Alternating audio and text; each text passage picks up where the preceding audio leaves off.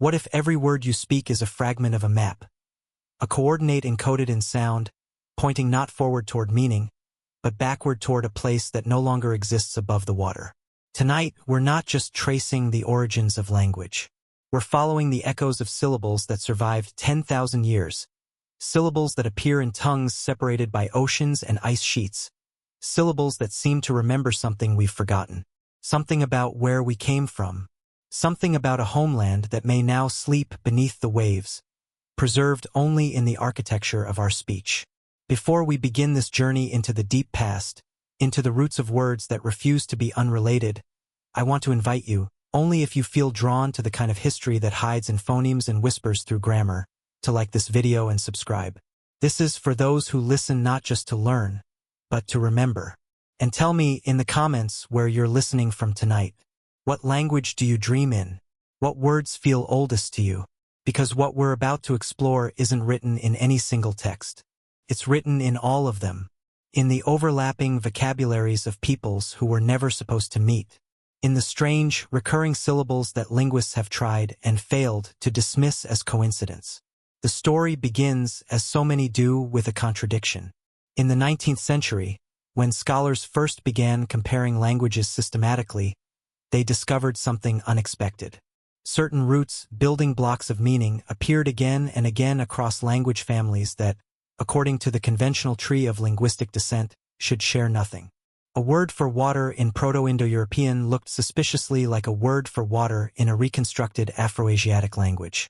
A root meaning earth or ground in one ancient tongue bore an eerie resemblance to a root in another, half a world away. At first, these similarities were dismissed. Coincidence, they said, onomatopoeia, borrowing through forgotten trade routes. But the similarities kept accumulating. And they weren't random. They clustered around certain concepts. Home, center, origin, first, land, direction. The words for these fundamental ideas, words that should have evolved independently in isolated populations, seem to be singing the same song in different keys. So the question isn't whether these roots exist. They do. The question is why. Why would the word for homeland, in a proto-language spoken in the Caucasus Mountains, share phonetic and semantic overlap with a reconstructed root meaning first dwelling, in a language isolate from the Pacific? Why would Proto-Austronesian and Proto-Dravidian both possess syllables meaning center of the world, that sound as though they were born from the same mouth? The conventional answer is that we're seeing the remnants of a much older proto-language, sometimes called proto-human or proto-sapiens, a hypothetical mother tongue from which all others descended. And while this explains the existence of shared roots, it doesn't explain their content. It doesn't explain why these particular roots, the ones about origin and place, have survived with such startling consistency while other vocabulary drifted into unrecognizable forms. Unless these words weren't just labels. Unless they were coordinates. Imagine, for a moment, that you're part of a community forced to flee a catastrophic event. Your homeland is vanishing, sinking, flooding, burning, fracturing, and you carry with you only what you can remember.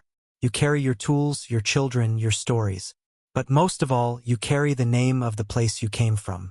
Not just its name, but its position in the world. Its relationship to the cardinal directions. Its distance from the sea. Its features and landmarks. You carry this knowledge because you hope one day to return. Or because you want your descendants to know. Or because forgetting the place you came from would be a kind of death, the erasure of identity itself. So you encode it. You encode it into the language. You make the word for home also mean the place in the center where the rivers meet. You make the word for west also carry the meaning, the direction of the lost land. You make your children repeat these words, practice them, sing them. You make the map a part of speech itself. And then, over centuries, the catastrophe fades from memory. The stories become myths. The myths become symbols. But the words remain.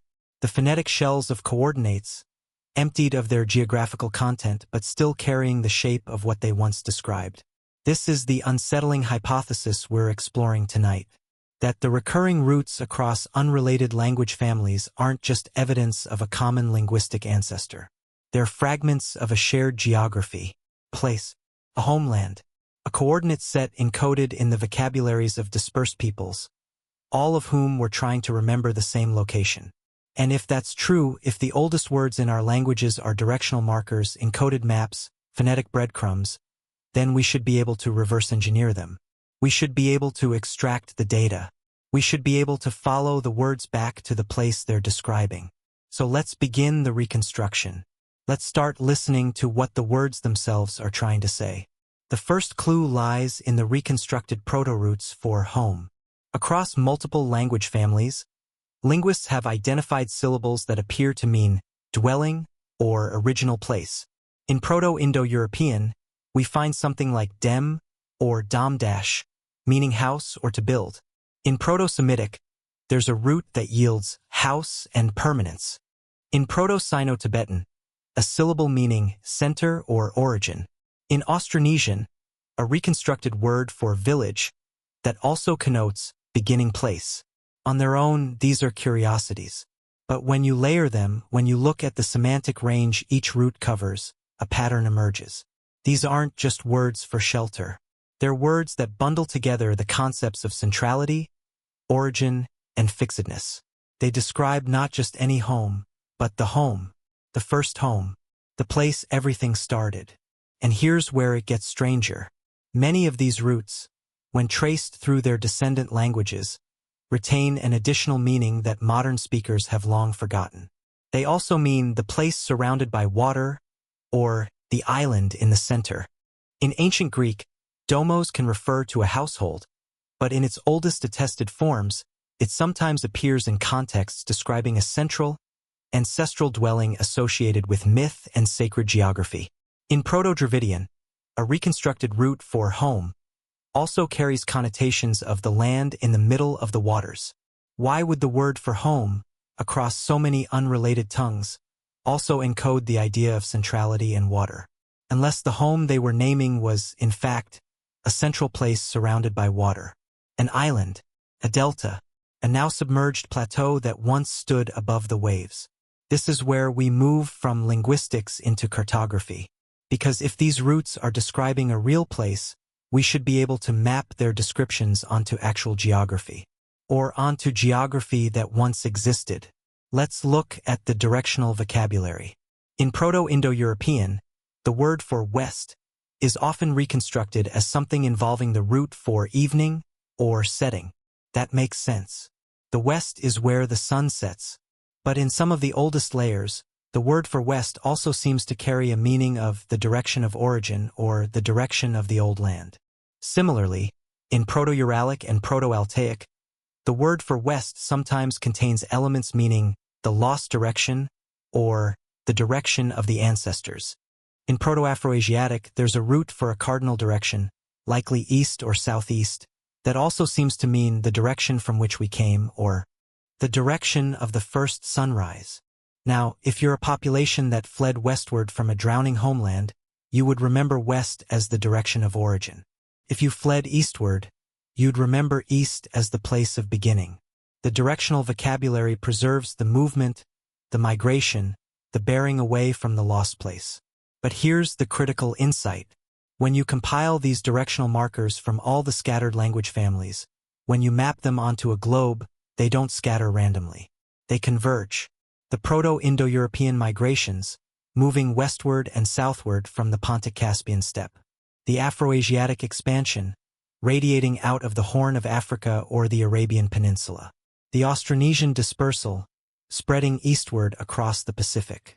The Dravidian languages, isolated now in southern India but carrying roots that suggest a much older coastal origin. The Uto-Aztecan languages of the Americas, with flood myths and origin stories that speak of arrival from the east or from a central island that sank. All of these movements, all of these migrations, seem to radiate outward from a relatively small set of candidate regions. Regions that, crucially, would have looked very different at the end of the last ice age. Between 15,000 and 8,000 years ago, sea levels were dramatically lower. What is now seafloor was then dry land. Vast plateaus, river valleys, and plains existed in places that are now deep underwater. Sundaland in Southeast Asia, Beringia in the North Pacific, Doggerland in the North Sea. the Persian Gulf Basin, the shallow continental shelves off the coast of India. If a homeland existed in one of these regions, if it was densely populated, culturally advanced, and then inundated by rising seas, its people would have scattered. They would have fled in all directions, carrying with them the linguistic memory of the place they left behind. And that memory would have fractured into the daughter languages we see today, each one preserving a fragment of the directional data, each one encoding a piece of the map. So now we have a hypothesis. The recurring roots for home, center, origin, and direction aren't arbitrary. They're the remnants of a coordinate system, a phonetic map pointing back toward a common geographical origin, a homeland that existed when the shorelines were different, a place that may now lie beneath the ocean, accessible only through the archaeology of language. But if we're going to find it, we need to go deeper. We need to look at the specific descriptions embedded in these ancient words. Because the coordinates aren't just directional. They're topographical. The words describe features, landscapes, the shape of the land itself. And some of those features, astonishingly, can still be found if you know where to look beneath the water. Let's turn now to the words that describe landscape. When linguists reconstruct proto-vocabularies, they often focus on basic, universal concepts, words for family, animals, body parts. But hidden within these reconstructions are words for specific geographical features. Words that shouldn't be universal, because not every population experiences every kind of terrain. And yet, these words persist across language families that evolved in radically different environments. Consider the proto-roots for mountain or high place. In Proto-Indo-European, we have roots like bear or mont dash, which give us words for peaks and elevations. In Proto-Semitic, there are roots for mountains that also carry connotations of the place of gods, or the first land to emerge from the waters. In Proto-Austronesian, there's a reconstructed word for a volcanic peak that also means the navel of the world. Now, mountains are common. Many regions have them. But these particular roots, when examined closely, don't just describe any mountain. They describe a central mountain, a sacred peak, a mountain surrounded by lower lands, a mountain that serves as a cosmic axis, the point around which the world is organized. This is a very specific kind of geography. It's the geography of an island with a central peak, or a coastal region dominated by a single, prominent highland. And it's described in strikingly similar terms by peoples who ended up in deserts, in river valleys, in flat grasslands, places where this kind of topography doesn't exist. Why would they carry the vocabulary for a landscape they never inhabited? Unless they did inhabit it once before the migration, before the scattering. Let's push further.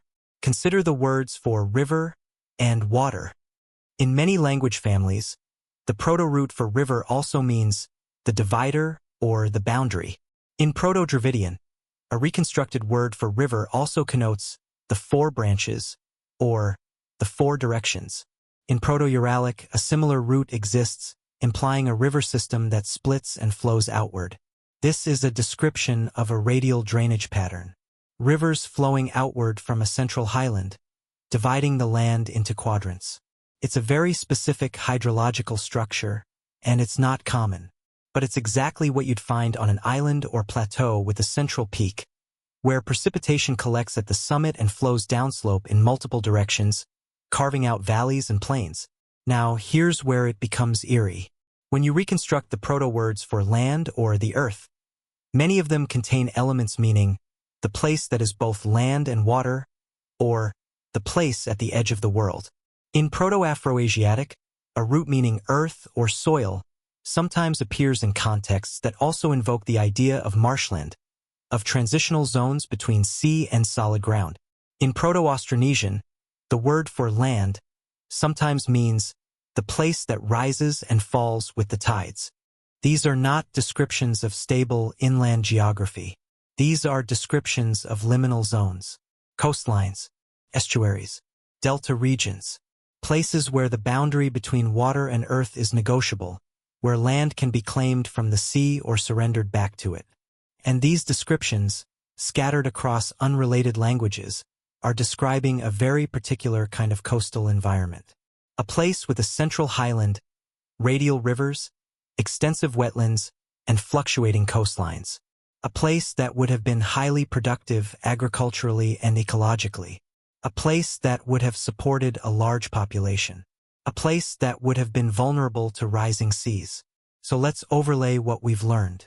We have directional routes that suggest multiple outward migrations from a common center. We have topographical routes describing a central peak, radial rivers, and transitional coastal zones.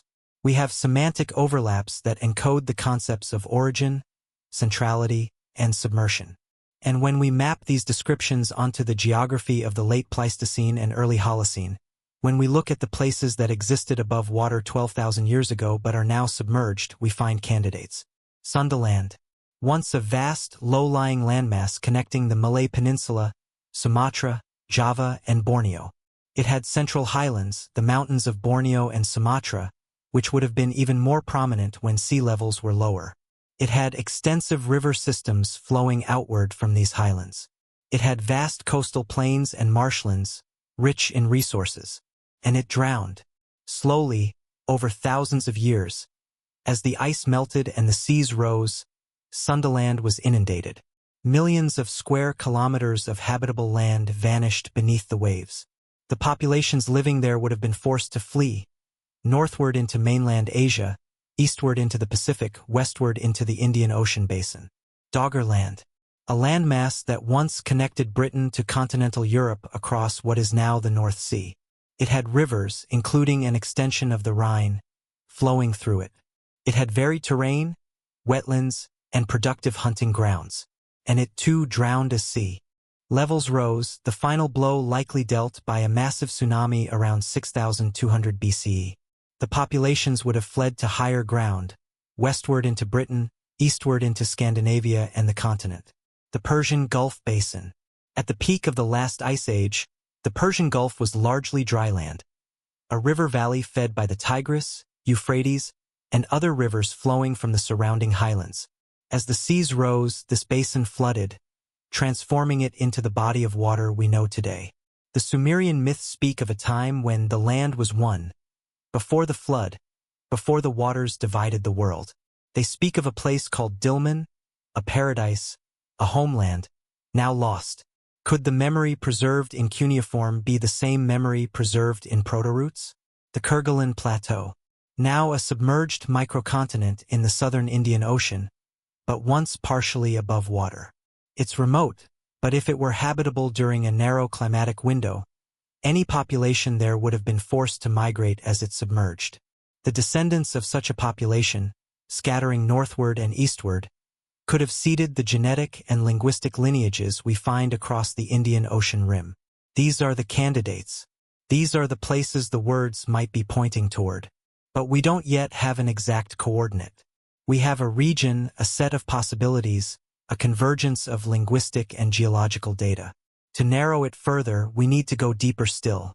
We need to look at the words that describe not just the land, but the sky above it, the stars, the heavens, the celestial coordinates. The ancients knew the sky better than we do. They had to. Navigation, agriculture, ritual, all of it depended on reading the stars. And so their languages are full of words for celestial objects and phenomena. Words that, like the geographical terms, carry more information than they seem to on the surface. Let's start with the words for star and constellation. In Proto-Indo-European, the root for star is something like stir or H2STR. It's straightforward. But when you look at the oldest mythologies associated with this root, you find that certain stars and constellations aren't just named. They're described in ways that encode their position and movement. The constellation we call Ursa Major, the Great Bear, appears in stories across Indo-European cultures from Ireland to India, always a bear or a related animal, always circling the pole, always associated with navigation, with finding the way home. In Proto-Semitic, there are roots for star that also mean to guide or to fix a position. In Proto-Austronesian, star words often carry the additional meaning of ancestor or origin point, suggesting that stars were not just physical objects but mnemonic anchors, ways of remembering direction and heritage. Now, here's the critical insight. Certain constellations are described in such similar terms across disparate language families that they seem to be preserving the same observational tradition. The same sky seen from the same latitude. Let's take Orion, one of the most distinctive constellations, visible from nearly everywhere on Earth. But the way Orion is described in ancient languages varies depending on where you are. In the northern hemisphere, it's low on the horizon in winter. In the southern hemisphere, it's overhead. The stories associated with Orion, the hunter, the giant, the warrior, shift in detail depending on the observing culture. But in the oldest reconstructed myths, the ones that appear in both Indo-European and Semitic traditions, Orion is described in ways that suggest a mid-latitude observation point. Not far north, not far south. Somewhere in the temperate zone, with a view of both northern circumpolar stars and southern constellations. This is celestial triangulation. If we know how the stars were described, we can estimate the latitude from which they were being observed. And if multiple language families, now scattered across the globe, are preserving descriptions that point to the same observational latitude, then they're remembering the same sky, the same homeland. The reconstructed star lore clusters around latitudes between roughly 20 and 40 degrees north. This is the belt that includes the Mediterranean, the Persian Gulf, northern India, southern China, and the northern Pacific. It's also the latitude range of our candidate regions. Sundaland is a bit farther south, but northern Sundaland and the exposed Sunda Shelf would have been within this range. The Persian Gulf Basin, the Indus Plain, Doggerland, all of them fall into this band. But we can narrow it further by looking at the words for the cardinal directions and how they relate to solar and stellar events. In many proto-languages, the word for east is derived from a root meaning dawn or rising. That's universal. But in some of the oldest layers, the word for east also carries a connotation of the direction of the first light, or the place where the world began. In Proto-Dravidian, a reconstructed directional term seems to link east with the concept of emergence or birth. In Proto-Indo-European, the word for north is sometimes associated with left or dark, while south is right or bright. This suggests an observational stance facing east, toward the sunrise. North is on the left, south on the right. This is consistent with a culture that orients itself by the rising sun, which would be typical for an agricultural or navigational society. But here's where it gets specific. In some proto-languages, the word for north also means the direction of the unmoving star, or the place of the axis. This is a reference to Polaris or whatever star was serving as the pole star at that time. Due to axial precession, the slow wobble of Earth's axis, the pole star changes over millennia. Around 12,000 years ago, the pole was closer to the star Vega. By 5,000 years ago, it was nearer to Thuban in Draco. Today, it's Polaris. If a proto-language encodes a directional term for north, that also means the star that does not move. And if we can identify which star that term originally referred to, we can date the observation. We can pinpoint the era in which that vocabulary was crystallized. And when linguists do this analysis, the dates cluster.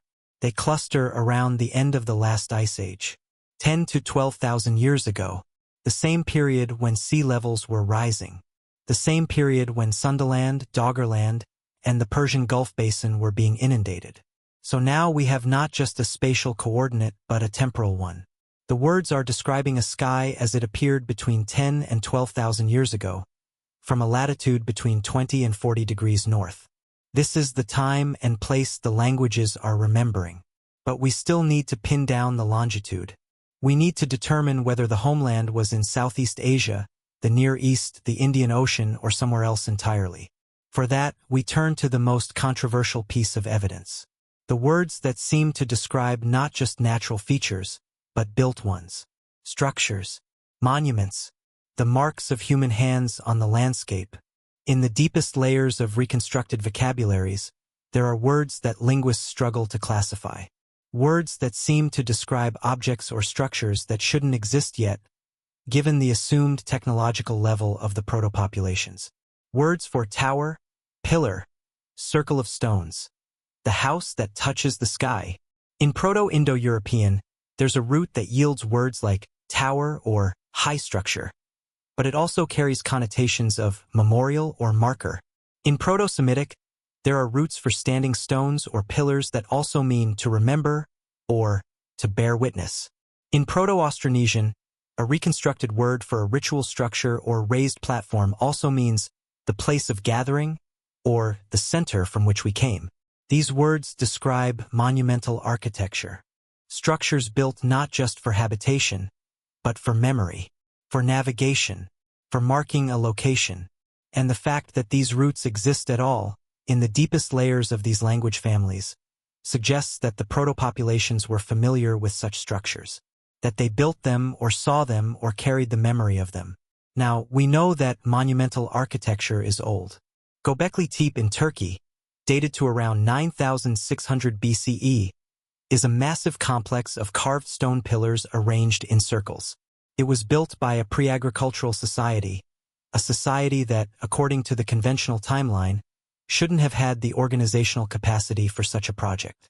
And yet, there it stands, a monument, a marker, a structure that predates the supposed first civilizations by thousands of years. What if Göbekli Tepe isn't unique? What if it's part of a broader tradition, a tradition that originated in the lost homeland and was carried outward by migrating populations? What if the standing stones of Europe, the menhirs and dolmens, the stone circles from the British Isles to the Caucasus, what if they're not independent inventions, but echoes of an older practice? A practice of marking the earth, of building compasses in stone, of encoding coordinates in architecture? The words suggest it. The proto-roots for stone and pillar often carry the additional meanings of boundary, direction, and sacred center. They describe stones that mark something, that point to something, that remember something. And here's the eerie part. When you map the distribution of megalithic sites, the standing stones, the dolmens, the stone circles, they cluster in regions that correspond to the migratory routes out of our candidate homelands. They radiate outward from the coasts that would have been most affected by rising seas. From Southeast Asia, up through the Indian subcontinent, across the Near East and into Europe. From the Pacific across Oceania. From the Persian Gulf into Mesopotamia and beyond. It's as though the migrating populations were leaving a trail. Not a trail of breadcrumbs, but a trail of monuments. Markers to say, we were here, we came from there, don't forget. And some of these monuments, remarkably, seem to encode astronomical alignments. Newgrange in Ireland is aligned to the winter solstice sunrise. Stonehenge has multiple solar and lunar alignments. The temples of Malta, some of the oldest freestanding structures in the world, are oriented to celestial events. These aren't arbitrary. They're calendars. They're clocks. They're ways of keeping time, of tracking the heavens, of maintaining a connection to the sky that was once observed from the homeland. If the proto-languages are encoding coordinates, latitude through stellar observations, direction through migration vocabulary, topography through landscape terms, then the megalithic sites may be encoding the same information in physical form. They may be, quite literally, markers on a map, waypoints on a journey, or monuments pointing back toward the origin. So let's synthesize. We have directional vocabulary suggesting outward migration from a central location. We have topographical terms describing a place with a central highland, radial rivers, and extensive wetlands. We have stellar vocabulary suggesting observations from a mid-latitude location around 10 to 12,000 years ago. We have architectural terms suggesting a tradition of monumental building associated with memory and navigation. And we have a physical distribution of megalithic sites that corresponds to the likely migratory routes out of submerged coastal regions. All of this data converges on a relatively small set of candidate regions. But which one is it? Is it Sundaland, the vast drowned landmass of Southeast Asia? Is it the Persian Gulf Basin, the river valley that became a sea? Is it Doggerland, the lost land beneath the North Sea? Or is it somewhere else? Somewhere we haven't yet considered? The answer may lie in the one type of evidence we haven't fully explored, the genetic data. Because if populations migrated out of a common homeland, they didn't just carry words and stones. They carried DNA. And that DNA should tell us where they came from. Recent advances in ancient genomics have allowed researchers to sequence DNA from human remains thousands of years old. And what they're finding is astonishing. There are ghost populations, genetic signatures that appear in modern humans but don't correspond to any known ancient population. Lineages that seem to have originated somewhere, contributed to the gene pool of multiple modern populations, and then vanished. One such ghost population appears in the genomes of both Europeans and Native Americans. Another appears in South Asians and Australasians. These aren't the Neanderthals or Denisovans we know about them. These are anatomically modern humans, Homo sapiens, with distinct genetic profiles that suggest they were isolated for a long time, possibly in a refugium, before mixing with other populations around the end of the Ice Age.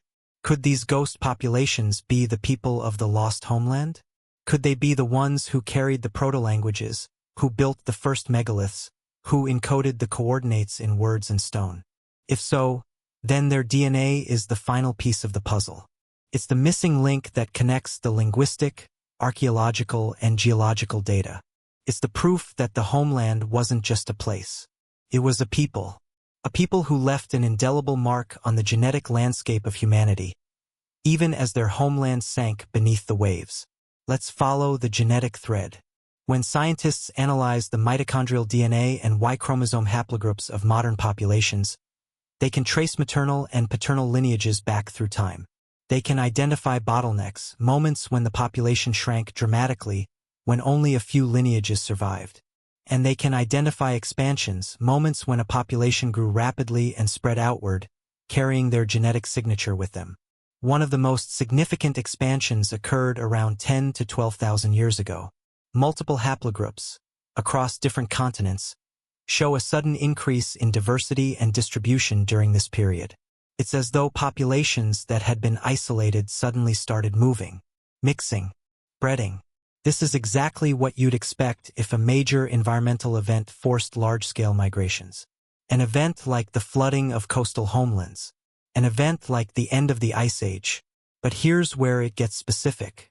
Certain haplogroups show a pattern of radiation. They originate in one region and then spread outward along predictable routes. Haplogroup R, for example, is found in high frequencies in Europe, Central Asia, and South Asia. Its origin appears to be somewhere in Central or South Asia, possibly near the Persian Gulf or the Indus region. Haplogroup O is dominant in East and Southeast Asia and appears to have originated somewhere in southern China or Southeast Asia, possibly in the Sundaland region before it was submerged. These aren't random distributions. These are the genetic signatures of expansions out of specific source regions. Regions that correspond, once again, to our candidate homelands. But the most compelling evidence comes from the ghost populations. When geneticists model the ancestry of modern populations, they find that the data doesn't fit neatly into known historical groups. There are gaps, phantom contributors, populations that must have existed, that must have interbred with the ancestors of modern humans, but for which we have no physical remains. One such population, sometimes called the basal Eurasians, appears in the ancestry of Near Eastern and European populations. They seem to have split from other Eurasians very early, perhaps 50,000 years ago, and remained isolated until mixing back in around 15 to 10,000 years ago. They show no signs of Neanderthal admixture, suggesting they were in a region where Neanderthals didn't live. Perhaps North Africa, perhaps the Arabian Peninsula, perhaps the now submerged Persian Gulf Basin. Another ghost population, detected in the genomes of South Asians and Australasians, seems to have contributed genetic material around the same time frame. This population, too, was isolated for tens of thousands of years before re-emerging during the Holocene. Where were they? Some researchers suggest the Sunda Shelf, the exposed landmass that is now underwater between Southeast Asia and Australia. Sundaland. So the genetic data is telling us that there were isolated populations, living in specific regions, who suddenly re-entered the broader human gene pool around 10,000 years ago. The same time the seas were rising. The same time the proto-languages were crystallizing. The same time the megaliths were being built. Is it possible that these ghost populations are the people of the lost homeland? That they were the ones who developed the proto-languages, who built the first monumental architecture, who encoded the coordinates in words and genes and stone. And that when their homeland was inundated, they fled, carrying their DNA and their memories with them, mixing with other populations and leaving behind the ghostly genetic signatures we detect today. If so, then the homeland wasn't just one place. It was a network of coastal refugia, linked by trade and kinship, all of which were vulnerable to the rising seas. Sundaland was one node. The Persian Gulf Basin was another. The Red Sea coast, the Indus Plain, perhaps even Doggerland and the now submerged shelves off the coast of East Africa and the Americas, all of them may have been part of this network. A ring of civilizations thriving in the late Pleistocene, connected by sea routes that are now drowned, all of them carrying variations of the same protoculture, the same proto-language, the same memory of centrality and origin. And when the waters rose, when the coastlines collapsed inward, the network shattered. The populations fled inland and upland, fragmenting into the isolated groups that would become the founders of the language families we know today. But they carried the memory. They carried the words. They carried the coordinates. Not coordinates to a single point, but coordinates to a world. A world that existed when the ice was high and the seas were low. A world that is now lost, accessible only through the archaeology of language and the ghosts in our genes. So what do we do with this information? How do we find the exact locations? How do we turn the linguistic and genetic data into precise coordinates that we can search? The answer is that we may never find an exact point. The homeland wasn't a city or a temple. It was a landscape, a series of landscapes, now submerged, that shared a common culture and a common tongue. The coordinates are distributed, encoded in fragments. No single language holds the complete map. No single gene pool preserves the entire ancestry. No single megalith points to one location. But together they triangulate. Together they narrow the search. And as underwater archaeology advances, as we develop better sonar and submersible technologies, as we begin to map the ancient coastlines with greater precision, we may start to find the physical evidence. The ruins, the settlements, the ports and harbors and villages that once dotted the shores of Sundaland, the Persian Gulf Basin, Doggerland, and the other drowned lands. We may find the stones, the tools, the bones, the proof that the homeland was real, that it wasn't a myth or a metaphor, but a place where people lived, thrived, built, and remembered. A place they loved so much that they encoded its coordinates into the very fabric of language, so that even when it was gone, it would not be forgotten. And perhaps one day we will stand on the deck of a research vessel, looking at sonar images of structures on the seafloor, and recognize them. Recognize the radial pattern of rivers. Recognize the outline of a central highland. Recognize the shapes that match the words. And we will know finally that we have come home. But let's not get ahead of ourselves. Let's return to the words. Because even if we never find the physical homeland, the words themselves are the homeland. They are the last remaining territory of the lost world. They are the place we still inhabit every time we speak. Think about it. When you say the word home, you're invoking a concept that has been passed down, phoneme by phoneme, for thousands of years. The shape of the word, the way it feels in your mouth, the meanings it carries, these aren't accidents. They're inheritances. You are speaking an ancient language, even if you don't know it. Even if the words have changed beyond recognition, the roots remain. The coordinates remain. And if you trace those roots back far enough, if you reconstruct the protoforms and map them onto the world as it was, you are, in a very real sense, speaking the language of the lost homeland. You are giving voice to a place that no longer exists above the water. You are making it present again, if only for a moment, in the act of speech. This is the power of language. It is a time machine, a memory palace, a map that updates itself, that carries the past into the present, that refuses to let the lost world die. And it's not just the words for home or center or origin. It's all of it. The words for water, for mountain, for star. The words for family, for stranger, for journey. They all carry traces. They all encode information. They all point backward, toward the time before the flood, before the scattering, before the forgetting. So what if we took this seriously? What if we treated language not as a cultural artifact, but as a data set? A set of coordinates waiting to be decoded? What would we find? We would find that certain phonetic structures are older than we thought. That certain syllables, certain sound combinations, appear in languages across the world not because of borrowing or coincidence, but because they're original, because they were there at the beginning, because they're part of the UR language, the mother tongue, the voice of the lost homeland. We would find that the myths aren't just stories. They're records, encoded histories. The flood myths, the creation myths, the stories of a golden age or a paradise lost. They're not metaphors. They're memories. Distorted, yes. Mythologized, yes. But grounded in real events, real places, real losses. We would find that the architectural traditions, the megalithic monuments, the standing stones and stone circles, aren't primitive or barbaric. They're sophisticated.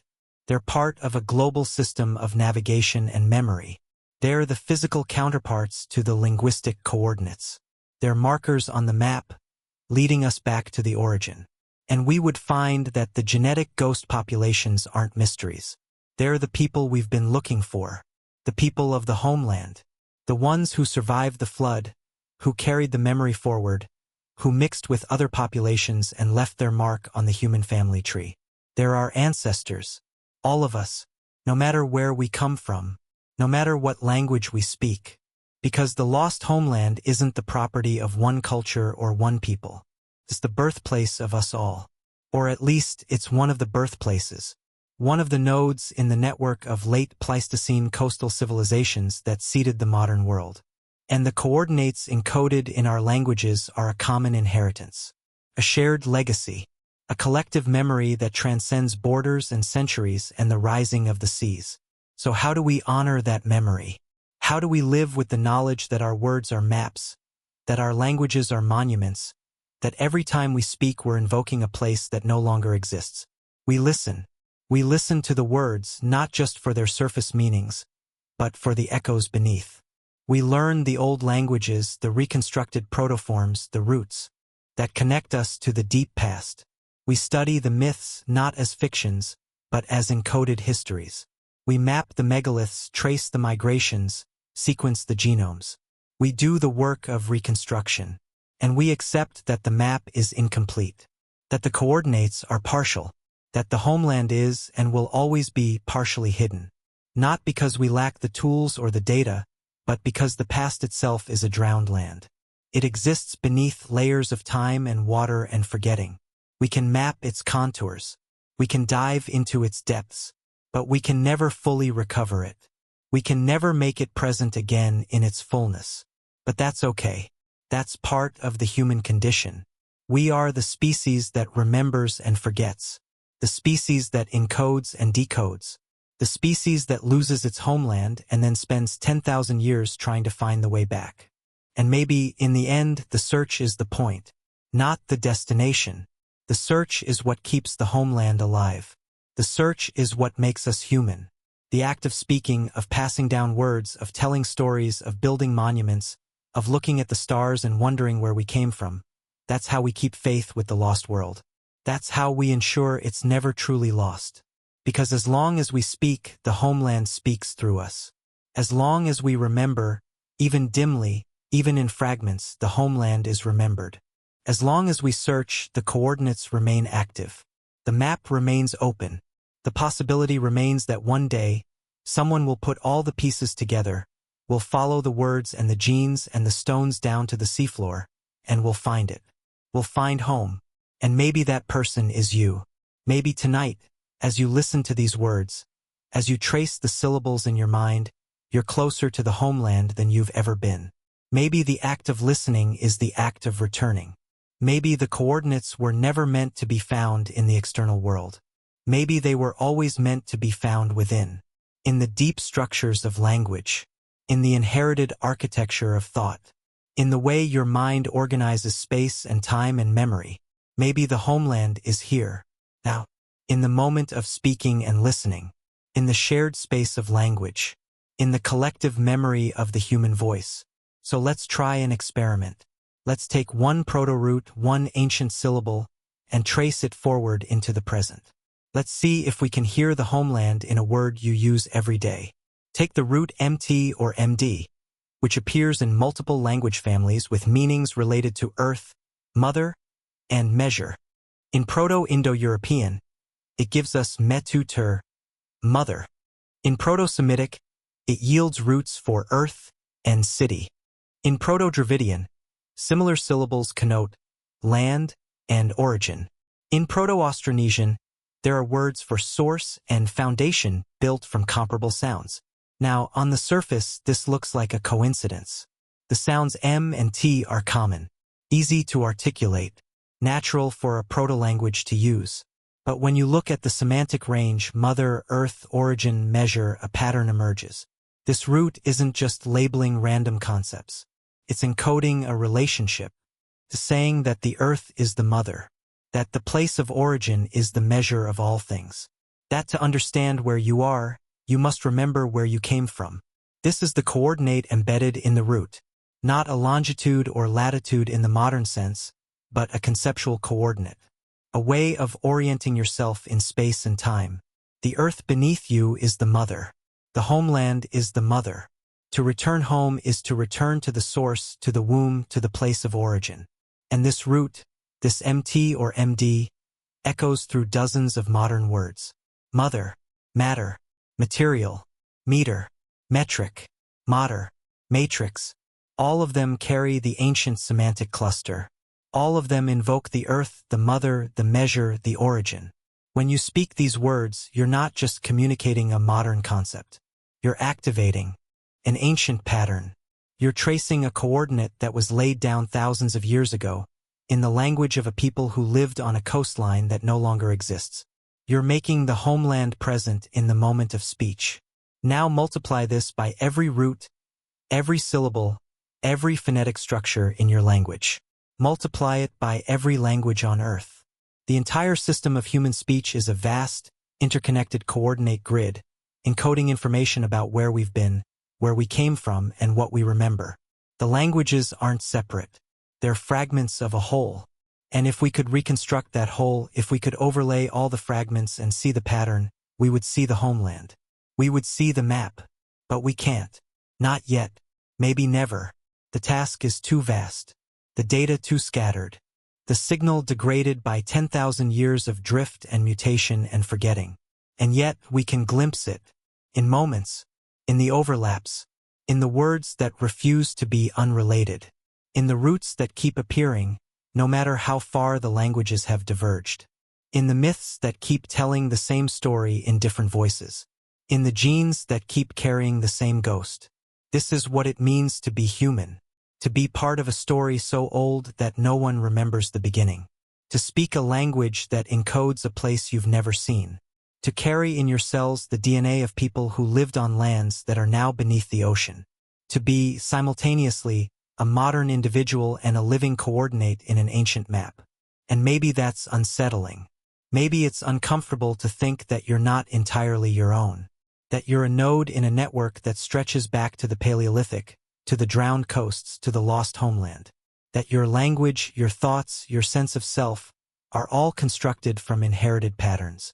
That you're speaking words that were encoded by the dead, for purposes you don't fully understand. But maybe it's also beautiful.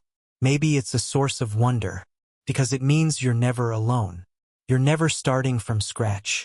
You're part of a continuity, a lineage, a tradition that survived the flood, that outlasted the ice, that crossed oceans and deserts and millennia. You are the heir to the homeland, not in a nationalist or exclusionary sense, but in a cosmic one. You are heir to the human project, the project of remembering, the project of encoding and preserving and passing forward the coordinates, so that even when the world ends, the memory survives. And maybe that's the real reason the words encode coordinates. Not so we can find the homeland in space, but so we can find it in time. So we can remember that we had one. So we can know, deep in our bones, that there was a place once where we belonged. A place that nurtured us, that gave us language and tools and stories. A place we lost but never entirely left. Because the homeland isn't behind us. It's beneath us. Beneath the surface of language, beneath the surface of consciousness, beneath the surface of the ocean, is the foundation, the matrix, the mother. It's the place we've been trying to return to in every migration, every journey, every act of speech. And maybe we'll never find it in the physical world. Maybe the seas will keep it. Maybe the sediment and the salt will erase the last traces. Maybe the ruins, if they exist, will remain forever out of reach, too deep, too dark, too far gone. But the words will remain.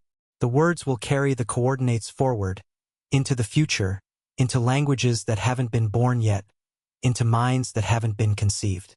The map will keep updating. The homeland will keep calling. And as long as there are people who speak, who listen, who wonder where they came from and where they're going, the search will continue. And maybe that's enough. Maybe the search is the homeland. Maybe the act of encoding and decoding, of speaking and listening, of remembering and forgetting, is the place we've been looking for all along. Let's consider one more piece of evidence, one more coordinate, and it's perhaps the strangest of all. In several ancient languages, there are words, or more accurately, phrases, that seem to describe not geographical locations but temporal ones. Not places in space but places in time. In Sanskrit, there's a concept called Satya Yuga, the age of truth, the golden age that existed before the cycles of decline. In Greek, there's Chronos and the myth of the golden age, a time when humans lived in harmony with the gods and the earth. In Sumerian, there are references to the time before the flood, when the kings ruled for impossibly long spans, when the earth was different, when the sky and the land were closer together. These aren't just mythological flourishes. These are chronological coordinates. They're ways of marking time, of saying, there was a before, there was a time when things were different, and the homeland existed then. The words for these temporal coordinates often carry the same roots as the spatial ones. The Sanskrit satya, truth or reality, shares connections with roots meaning foundation, or that which is fixed. The Greek chronos, time, is linked to roots for boundary, or that which encircles. The Sumerian words for the antediluvian age carry connotations of the fixed place, or the first time. This is coordinate encoding on a temporal axis. The languages are telling us not just where the homeland was, but when it was. They're saying, if you want to find it, you must go back. You must reverse time. You must journey not just across the ocean, but into the past. And the remarkable thing is that these temporal coordinates align with the geological and genetic data. The before the flood they're describing is the late Pleistocene, the period before the rapid sea level rise that inundated the coastal shelves. The Golden Age is the period when the climate was stable, when the exposed land masses were habitable, when populations could thrive on the coasts without fear of inundation. The Age of Truth is the time before the scattering, before the fragmentation, before the languages diverged and the memory was lost. So the coordinates aren't just spatial. They're spatio-temporal. The homeland exists at a specific location and a specific time. And to find it, we must somehow travel in both dimensions. We must go to the place and we must go to the past. Obviously, we can't travel back in time. Not literally, but we can reconstruct the past. We can use archaeology, geology, climatology. We can model the ancient coastlines. We can simulate the environments. We can, in a sense, create a map not of the world as it is, but of the world as it was. And when we do that, when we overlay the linguistic and genetic and mythological data onto the reconstructed geography of the late Pleistocene, the homeland begins to emerge. Not as a single point, but as a region, a zone of probability, a set of overlapping possibilities. Sundaland remains a strong candidate. The vast exposed shelf of Southeast Asia would have been one of the most productive and populous regions on Earth during the late Pleistocene. It had everything: rivers, mountains, coasts, diverse ecosystems. And it drowned. Almost entirely. By 8,000 years ago, nearly all of it was underwater. The populations living there would have been forced to flee, carrying their languages and genes and memories to the mainland, to the islands, to the distant corners of Asia and the Pacific. The Persian Gulf Basin is another candidate. It too was dry land during the glacial maximum. A river valley, fed by the Tigris and Euphrates and other now-submerged rivers, running through a landscape that would have been lush and habitable. The Sumerians, the world's first literate civilization, arose on the shores of this basin, and their myths speak of a time before the flood, of a paradise called Dilmun, of a place of origin that was lost to the waters. Are they remembering the valley itself? The drowned land beneath the gulf? Doggerland, though smaller, shouldn't be dismissed. The populations of Mesolithic Europe were sophisticated, mobile, and well-adapted to coastal environments. When Doggerland flooded, they didn't vanish. They moved, and they carried their culture, their language, their genetic heritage into Britain and Scandinavia. Could some of the Indo-European roots trace back to Doggerland? Could the megalithic traditions of Atlantic Europe be a continuation of something older, something that began on the now-submerged plains of the North Sea? And then there are the wildcards. The Kerguelen Plateau in the Indian Ocean, now far beneath the waves. The Sahul Shelf connecting Australia to New Guinea. The Beringian Coast, linking Asia to the Americas. The now-submerged shelves off the coasts of East Africa, India, and the Arabian Peninsula. Any of these regions could have hosted populations during the late Pleistocene. Any of them could have been part of the network. Any of them could be nodes on the map. The truth is, we may never identify a single homeland, because there may not have been one. The coordinate the languages are encoding might not be a point. It might be a pattern, a constellation of homelands, linked by sea routes, sharing a common culture, all of them vulnerable to the same fate when the ice melted and the waters rose. And when the network collapsed, when the seas claimed the coasts, the survivors scattered. They carried fragments of the map. Each population preserved the piece that was most relevant to them, the direction they had fled, the landscape they remembered, the stars they had navigated by. And over time, those fragments diverged. They became different languages, different myths, different genetic lineages. But the underlying structure remained. The coordinate system remained. And if we're clever, if we're patient, if we're willing to listen to the whispers in the words and the echoes in the genes, we can begin to reconstruct it. We can begin to see the homeland, not as it was, but as it is remembered. In language, in myth, in the deep structures of human culture. This is the paradox. The homeland is lost, but it's also present. It's gone from the physical world, but it lives in the world of language, the world of memory, the world of symbols. And as long as we speak, it endures. Let's come back to the beginning, to the question we started with. What if every word you speak is a fragment of a map, a coordinate pointing backward toward a place that no longer exists above the water? Now, at the end of this journey, we have an answer, not a definitive one, not a coordinate you can plug into a GPS. But an answer nonetheless. Yes, the words are coordinates. They encode information about place, about time, about direction. They preserve the memory of a homeland, or more accurately, a network of homelands, that existed during the late Pleistocene and was inundated by the rising seas of the early Holocene. The roots for home, center, origin, the directional vocabulary, the topographical terms, the stellar references, all of it points back toward the drowned coasts, the submerged river valleys, the lost landscapes of the late Ice Age. But the coordinates aren't precise. They're blurred by time, by linguistic drift, by the fragmentation of populations. They're overlapping, contradictory, incomplete. The map they form is more like a probability cloud than a treasure map. Tells us where to look, but not exactly where to dig. And maybe that's appropriate. Maybe the homeland was never meant to be found in the physical world. Maybe it was always meant to exist in the realm of language, of memory, of myth. Maybe the coordinates were encoded not to guide us back to a specific location, but to remind us that we had one. To remind us that there was a place once where we belonged. A place that nurtured us. A place we lost. A place that lives on in the words we speak and the stories we tell. This is the power of language. It doesn't just communicate, preserves. It encodes. It carries the past forward into the present and the future.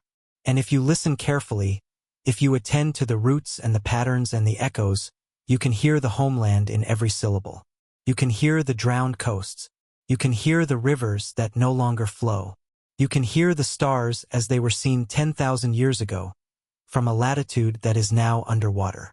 You are speaking a language older than history, older than writing, older than cities and empires and nations. You are speaking the language of the lost world. And every time you speak, you make that world present again. You resurrect it, if only for a moment, in the act of articulation. You give it breath. You give it voice. You give it life.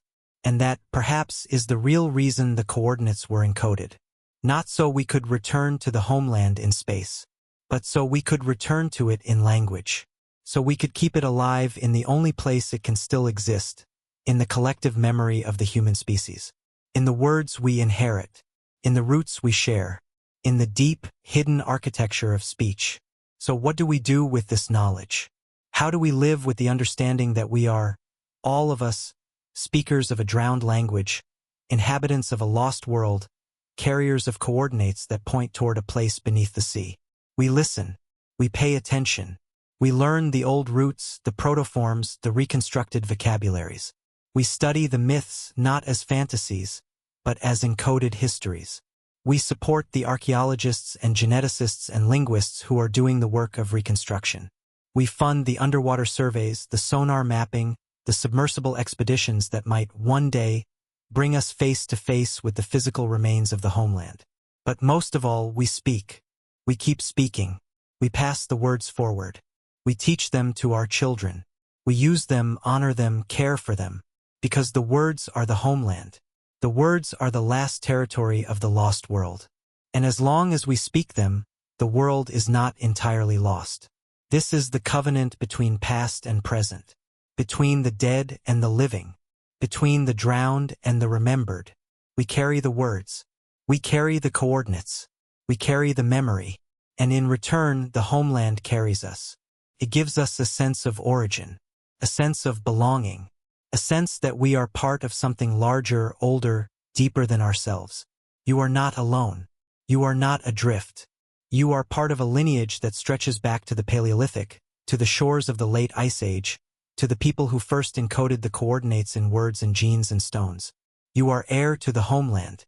You are speaker of the lost language. You are keeper of the map. And maybe, one night, as you're falling asleep, as the words drift through your mind in that liminal space between waking and dreaming, you'll hear it. You'll hear the homeland calling. You'll hear the waves lapping against a shore that no longer exists. You'll hear the voices of people speaking a language that hasn't been spoken in 10,000 years. You'll hear the coordinates clicking into place, the syllables aligning, the map revealing itself. And you'll know in that moment that you've come home, not to a place you can touch or see, but to a place you can speak, a place you can remember, a place that lives in the words, waiting for you to call it back.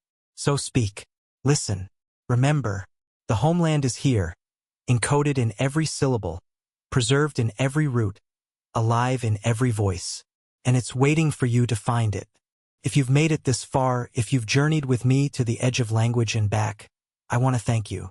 This is the kind of exploration that requires patience, curiosity, and a willingness to sit with uncertainty.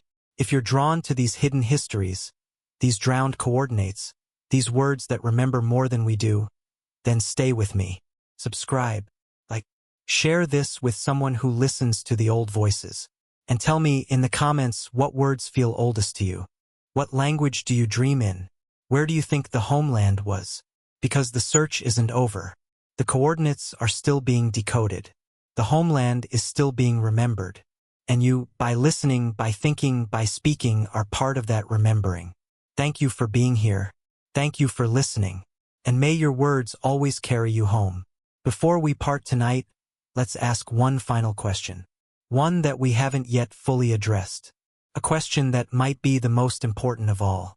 If the homeland exists beneath the sea, if the coordinates are encoded in language, if the memory is scattered across cultures and continents, then why does it matter? Why should we care about a place that drowned 10,000 years ago? Why spend the time, the resources, the intellectual energy trying to reconstruct something that's gone? The answer isn't practical. It won't help you in your daily life. It won't pay your bills or solve your problems. The lost homeland offers no technology, no treasure, no strategic advantage. It's not going to change the world in any tangible way. But it might change you, because the search for the homeland is really a search for identity, for continuity, for a sense of connection to something larger than the immediate present. In a world that often feels fragmented, atomized, disconnected from history and from nature, the idea that we all share a common origin, that we all carry the coordinates to a lost world in our very speech, is a kind of anchor. It roots us in deep time. It reminds us that we are part of a story that began long before nations and borders and ideologies. A story that is older than writing, older than agriculture, older than civilization itself. The homeland, whether we ever find it or not, is a symbol. It's a symbol of human resilience, of the ability to survive catastrophe, of the drive to remember, to preserve, to pass forward what matters. The people who fled the rising seas didn't give up. They didn't forget. They encoded their memories in language, in myth, in ritual. They built monuments. They taught their children. They kept the coordinates alive. And here we are, 10,000 years later, still carrying those coordinates, still speaking those words, still asking the questions, still searching. That's what it means to be human, to be part of a memory that outlasts any individual life, to be a link in a chain that stretches from the deep past into the unknowable future, to be simultaneously a unique individual and a node in a vast ancient network. And maybe in recognizing that, in honoring that, we can find a kind of humility, a kind of perspective, because if our languages encode the memory of a drowned world, then our world, too, will one day be ancient. One day our cities will be ruins. Our languages will be dead or transformed beyond recognition. Our stories will be myths, half-remembered, encoded in forms we can't imagine. But something will survive, some fragment, some syllable, some coordinate, because that's what humans do. We encode, we preserve, we carry forward. Even when everything else is lost, the words remain, the memory remains, the search remains. So the lost homeland isn't just about the past. It's about the future. It's a reminder that nothing is permanent, but also that nothing is ever completely lost. The past lives on in us, in our genes, in our languages, in the structures of thought and memory that shape how we see the world. And the future will carry us forward in the same way. We will become the ghosts in someone else's genome, the roots in someone else's language, the coordinates in someone else's map. This is the deep time perspective, the long view, and it's humbling, but it's also empowering, because it means that what you do matters, not just in the immediate sense, but in the long sense. The words you speak, the stories you tell, the memories you preserve, they will ripple forward. They will encode themselves in the culture.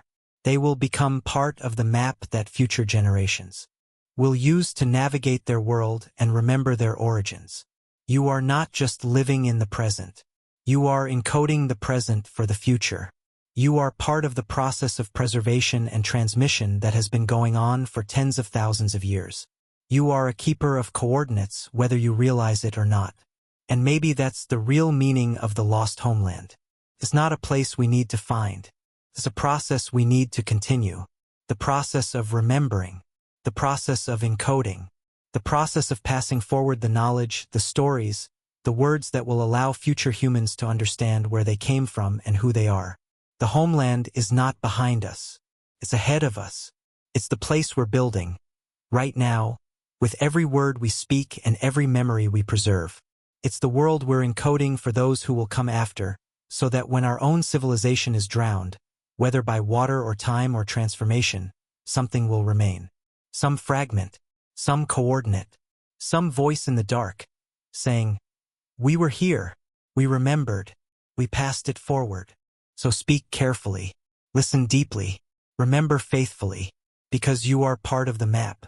You are part of the homeland. You are part of the long, slow, beautiful process of human memory. And maybe, in the end, that's enough. Maybe the search for the lost homeland isn't about finding it. It's about continuing it. It's about being part of the chain that links past to future, memory to hope, loss to renewal. The homeland is here, in your voice, in your language, in the words you choose and the stories you tell. And as long as you speak, it lives. As long as you remember, it endures. As long as you search, it's never truly lost. So let's keep searching. Let's keep speaking. Let's keep listening to the words, to the echoes, to the coordinates encoded in the deep structures of language. Let's honor the people who came before us, who survived the flood, who carried the memory forward. And let's commit to carrying it forward ourselves, into whatever future awaits. Because that's the covenant. That's the promise. That's the map. The homeland isn't a destination. It's a journey we're all on together, whether we know it or not. A journey that began on the drowned coasts of the late Pleistocene and will continue as long as humans speak and remember and search for meaning in the patterns of the past. Thank you for walking this path with me tonight. Thank you for listening to the words, for hearing the coordinates, for imagining the homeland. And if you're still here, if you're still awake, still thinking, still wondering, then you're part of the search. You're part of the memory. You're part of the map. Rest well. Dream deeply. And may your words always find their way home. There's one more thing I want to leave you with tonight. A small exercise. A way to make this abstract search for a drowned homeland feel personal. Immediate. Real. Think of a word. Any word. But ideally a word that feels old to you. A word that feels foundational. Maybe it's mother. Maybe it's water. Maybe it's home or star or earth. Something simple. Something you learned as a child. Something that feels less like a learned label and more like a name for something that has always existed. Say the word aloud. Let it sit in your mouth. Feel the shape of it. The movement of your tongue. The resonance in your throat. This isn't just a sound. This is a structure. A phonetic architecture that has been refined over thousands of years.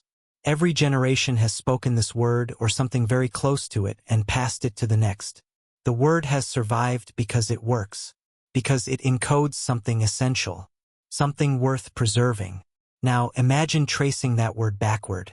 Imagine it as a child speaks it, as their parent speaks it, as their grandparent speaks it. Keep going, back through the centuries, through the dialects and the language shifts, through the migrations and the conquests. The word changes, the pronunciation shifts, but the core remains, the root remains. Keep going, back through the medieval period, through the classical age, through the Bronze Age and the Neolithic. The word is getting simpler now, closer to its root form, closer to the proto-language. You're moving back toward the time of the homeland, the time before the flood. And now, imagine the word as it was spoken on the shores of the lost land. Imagine a person standing on a coastline that no longer exists, looking out at a sea that has not yet risen, speaking this word you just said, this word that has traveled 10,000 years to reach your mouth.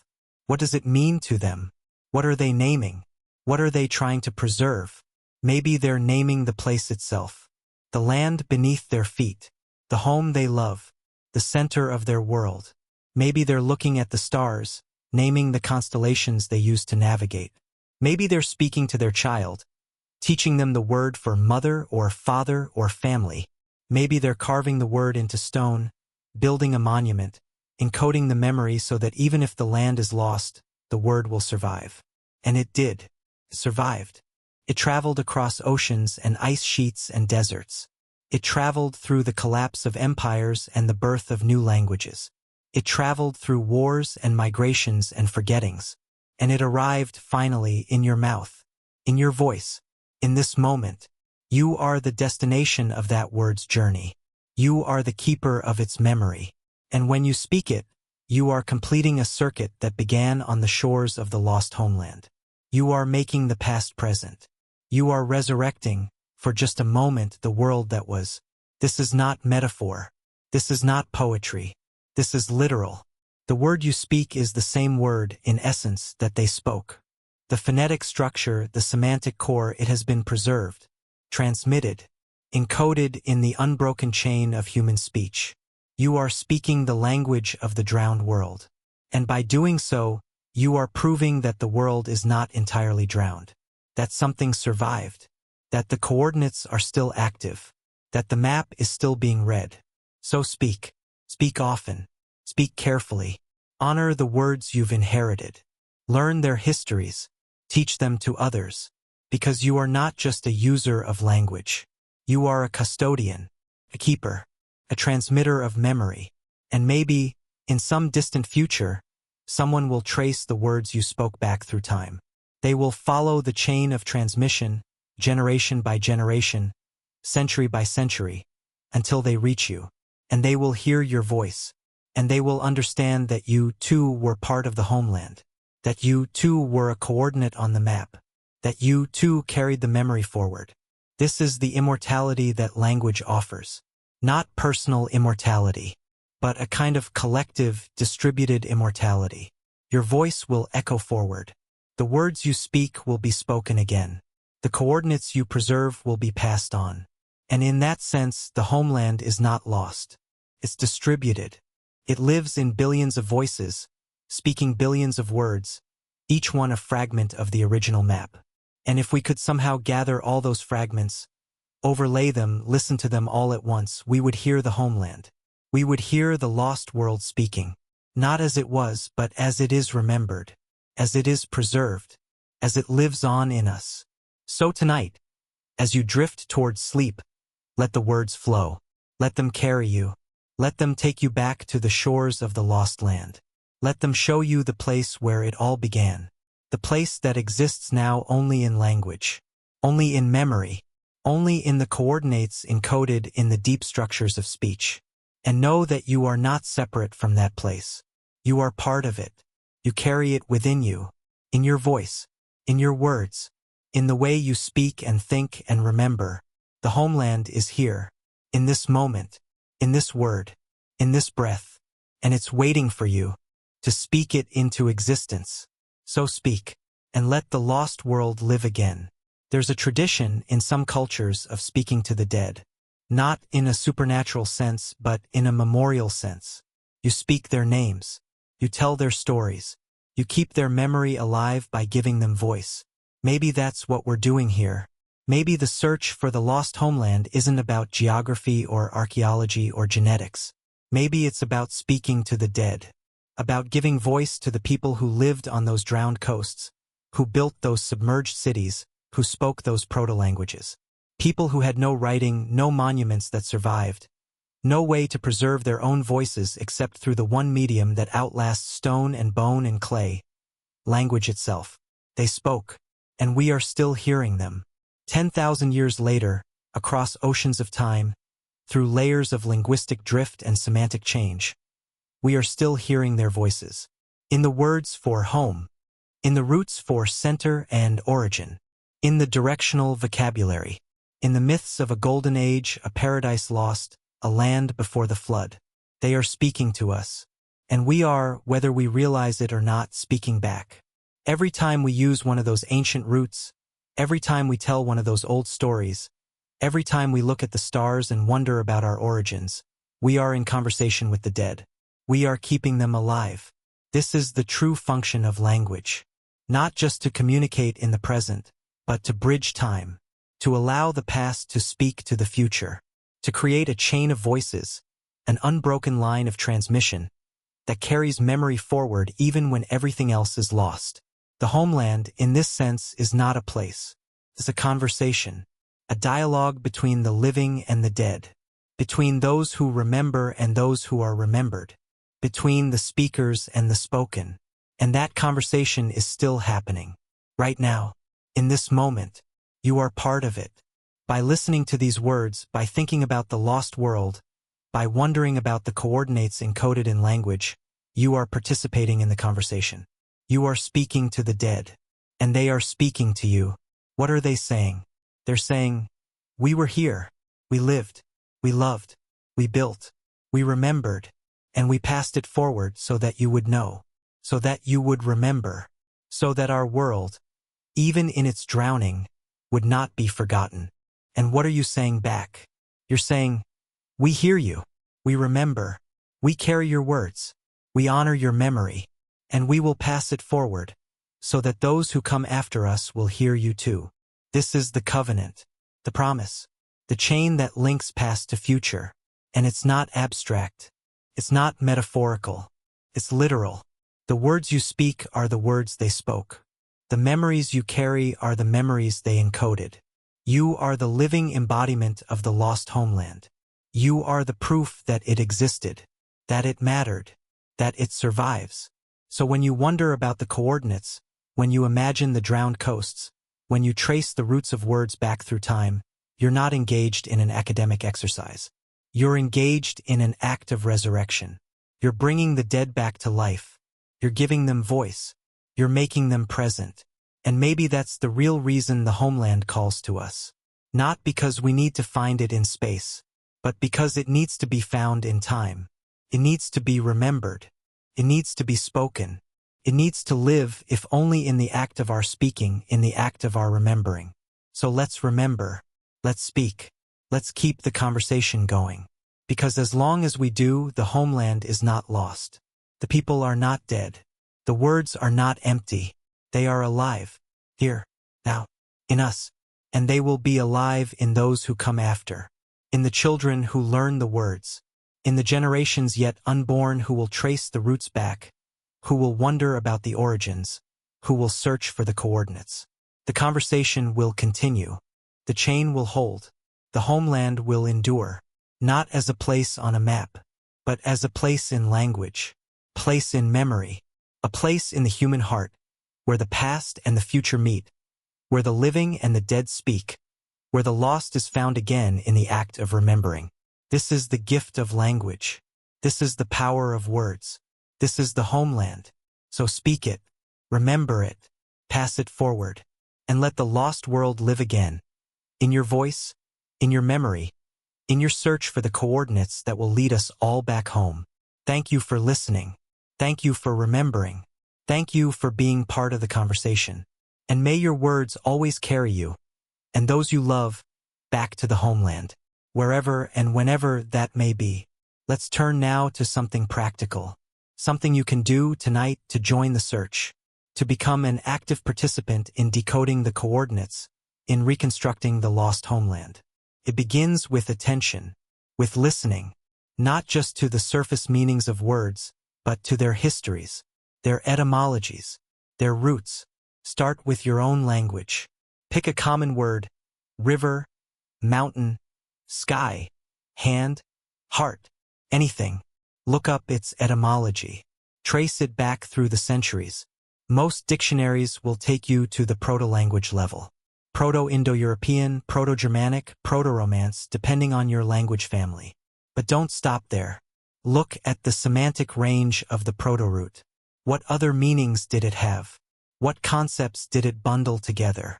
Often you'll find surprising connections. A word for river that also means to flow or to divide. A word for mountain that also means sacred or first. A word for heart that also means center or courage. These semantic clusters aren't random. They're encoding relationships, worldviews, ways of understanding the environment. And if you look at enough of them, patterns emerge. Patterns that cross language families. Patterns that suggest a common origin, a common landscape, a common memory. Now take it a step further. Look at the words for directions in your language. North, south, east, west. Trace their etymologies. What do they literally mean? Often, directional terms are derived from environmental features or celestial markers. East from dawn. North from left or dark. West from evening or setting. But sometimes the directional terms carry additional meanings. The direction of the ancestors. The way to the first land. The path of the old ones. These are coordinates. They're encoding a relationship between direction and origin. And if you map these meanings across multiple languages, you can start to see the migration patterns. You can start to see where people came from and which direction they fled. This is linguistic archaeology. And you don't need a PhD to do it. You just need curiosity and patience and a willingness to sit with the words and listen to what they're trying to tell you. You can go further still. Look at place names. Rivers, mountains, cities, regions. Often, old place names preserve linguistic fossils. Words that are no longer used in everyday speech but survive as names. And these words can tell you who lived there before, what language they spoke, what they called the land. In England, for example, many river names are Celtic, not Anglo-Saxon or Norse. They predate the invasions. They're survivals from the language of the original inhabitants. The Thames, the Severn, the Avon. These are Celtic words, preserved as names even after the Celtic languages died out or were displaced. They're coordinates. They're markers of an older population, an earlier layer of settlement. And if you trace these names back far enough, if you map them across Europe and Asia, you start to see patterns. River names that sound similar across vast distances. Place names that cluster around certain geographical features. Words that seem to describe the same kind of landscape, even in regions that look very different today. This is the map. This is the coordinate grid. And it's hiding in plain sight, in the names we use every day without thinking about their origins. So here's the exercise. Take a map of your region. Look at the place names. Rivers, towns, mountains. Look up their etymologies. Where do they come from? What do they mean? Are there patterns? Are there clusters of similar names? Are there words that seem older than the language currently spoken in the region? Write them down. Map them. Share them. Because every piece of data, every etymological fragment, every preserved root, it's a coordinate. It's a clue. And if enough people do this, if enough of us start listening to the words and mapping the patterns, we might actually reconstruct the map. We might actually decode the coordinates. We might actually find the homeland. Or at least we'll get closer. We'll narrow the search. We'll add to the body of evidence that linguists and archaeologists and geneticists are compiling. We'll be part of the conversation, part of the search, part of the great project of remembering. And that's the point. This isn't just a story. This isn't just a bedtime meditation. This is an invitation to participate, to become a citizen scientist, an amateur linguist, a keeper of coordinates, to take the tools of etymology and apply them to your own language, your own region, your own family tree. Because the lost homeland isn't just out there, waiting to be found by experts. It's in here, in the words we speak, in the names we use, in the stories we tell. And if we pay attention, if we listen, if we trace the roots back far enough, we can find it. We can hear it. We can make it present again. So tonight or tomorrow or whenever you have a moment, do the exercise. Pick a word. Trace its history. Look at a map. Decode a place name. Add a coordinate to the grid. And know that by doing so, you're not just learning. You're remembering. You're participating in the oldest human project. The project of preserving memory, of encoding coordinates, of passing the map forward so that the homeland is never truly lost. This is how the search continues. Not in laboratories or universities alone, but in living rooms and kitchens and bedrooms wherever someone picks up a word and asks, where did this come from? What is it trying to tell me? What memory is it preserving? That's you. That's your role. That's your contribution to the search. So search, listen, remember, and together we'll find the way home. As we near the end of this journey tonight, I want to address something that might be troubling you.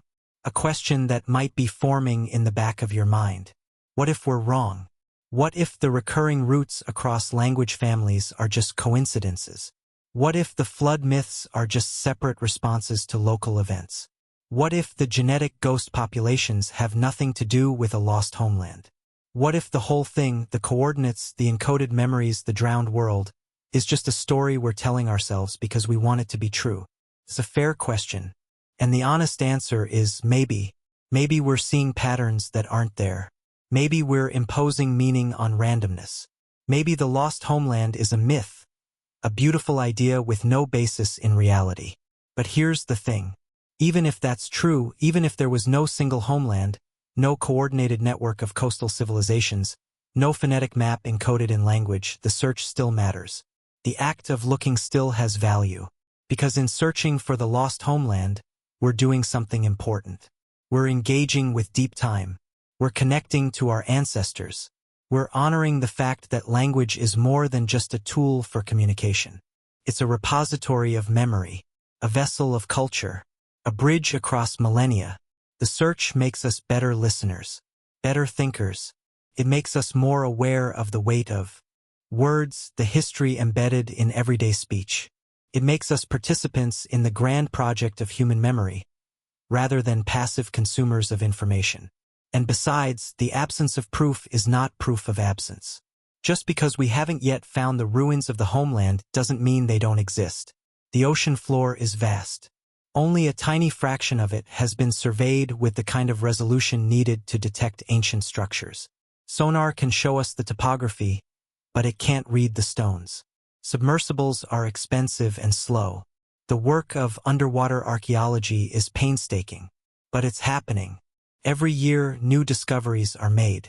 Submerged forests off the coast of Britain.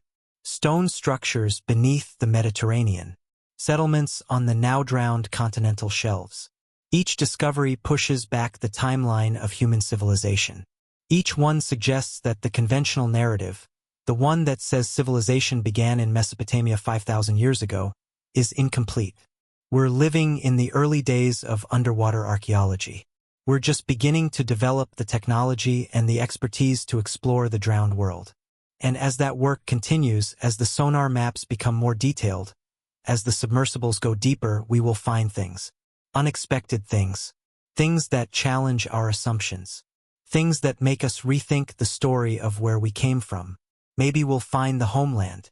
Maybe we'll find multiple homelands. Maybe we'll find evidence of coastal civilizations that predate the first civilizations by thousands of years.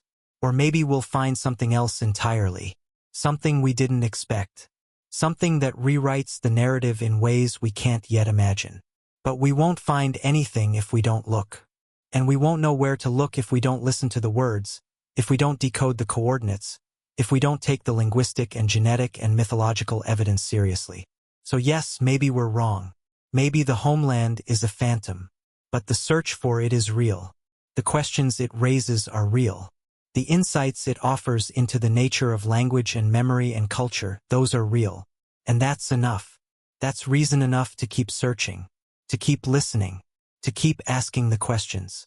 Because even if the homeland is a myth, it's a myth worth believing in. It's a myth that connects us to deep time, to our ancestors, to the long arc of human history. It's a myth that reminds us that we are not the first, that we are not alone, that we are part of a continuity, a tradition, a story that began long before us and will continue long after. And maybe, in the end, that's what the homeland really is.